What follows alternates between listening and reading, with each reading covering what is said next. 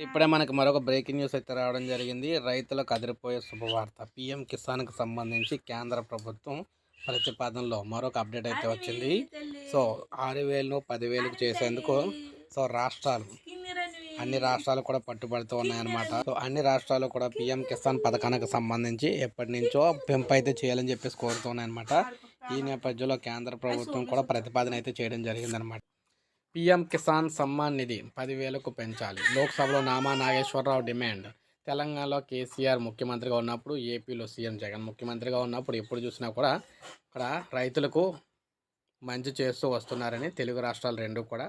అయితే రైతులకు మాత్రం కేంద్ర ప్రభుత్వం మొండి చేయి చూపిస్తుందని, ప్రస్తుతం ఒక్కో రైతుకు ఇస్తున్న 6,000ను 10,000కు పెంచి ఉంటే అన్నదాతలకు మేలు జరిగేదని చెప్పేసి ఈయనైతే పేర్కొన్నారన్నమాట.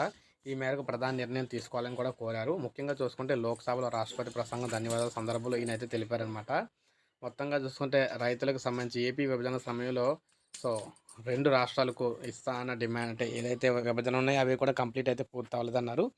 ముఖ్యంగా రైతులకు సంబంధించి రైతాంగం అయితే బాగా వెనకబడి అయితే ఉందని చెప్పేసి చెప్పడం జరిగింది. ఆర్థిక సాయం చేయడంలో కేంద్ర ప్రభుత్వం కేవలం 6,000 దేనికి సరిపోతాయని చెప్పేసి అన్నారన్నమాట. అందువల్ల 10,000 అయితే పెంచాలని కోరుతున్నారు. సో ఎవరైతే రైతులు పీఎం కిసాన్ 10,000 పెరగాలనుకుంటారో వారందరూ కూడా ఒక లైక్ చేయండి. సబ్స్క్రైబ్ చేసుకోకపోతే మన ఛానల్ సబ్స్క్రైబ్ చేసుకొని